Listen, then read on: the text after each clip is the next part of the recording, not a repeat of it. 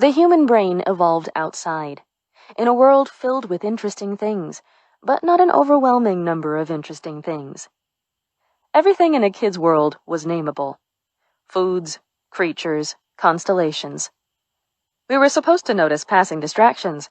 If we didn't, we could get eaten. But we also needed a certain amount of stick-to-itiveness, so we could build tools, stock game, raise babies, and plan big.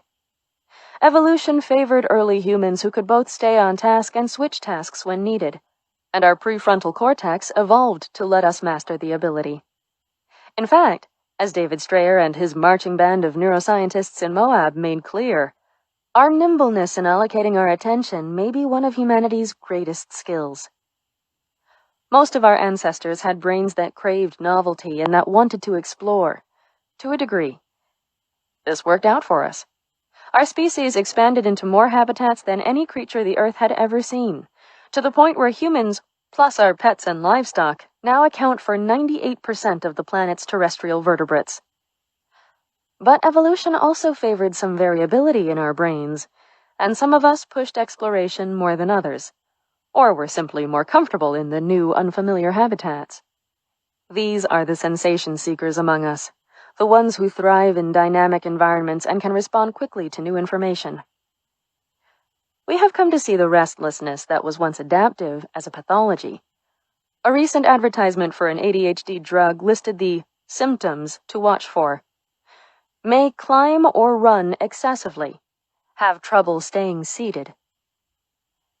It's worth taking a look into the brains of kids like Zach, because not only do these kids need nature-based exploration, but exploration needs them. Zach and his tethered gang of misfits hold clues to the adventure impulses lurking in all of us. Impulses that are increasingly at risk in a world moving indoors, onto screens and away from nature.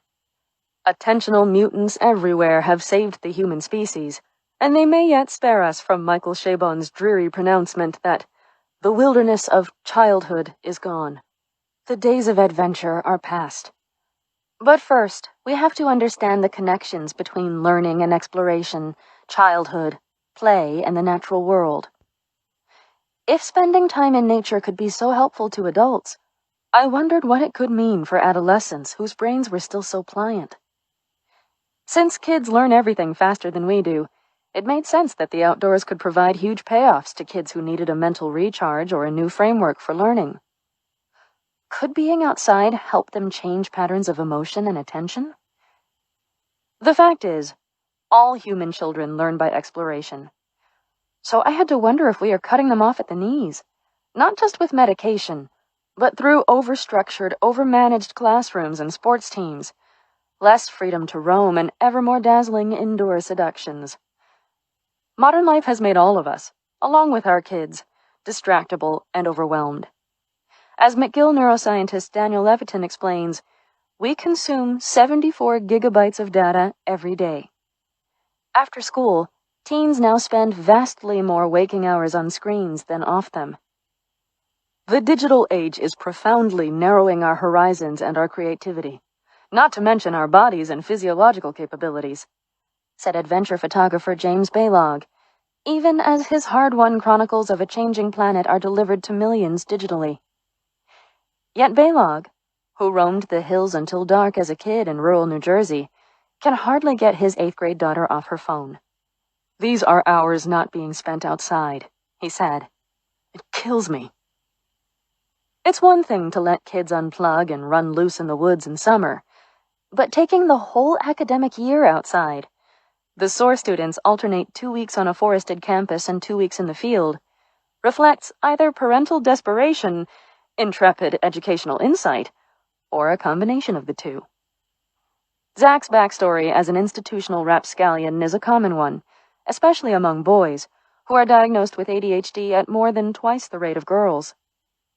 History is full of examples of the fortunate ones who went on to become celebrated iconoclasts, like wilderness advocate John Muir, who spent his early childhood sneaking out at night, dangling from the windowsill by his fingertips, and scaling treacherous seaside cliffs in Dunbar, Scotland. Frederick Law Olmsted hated school. His indulgent headmaster used to let him roam the countryside instead.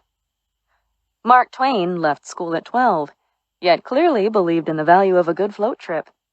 Ansel Adams's parents plucked their restless boy out of school, gave him a box brownie camera, and took him on a grand tour of Yosemite. It was unschooling, California style.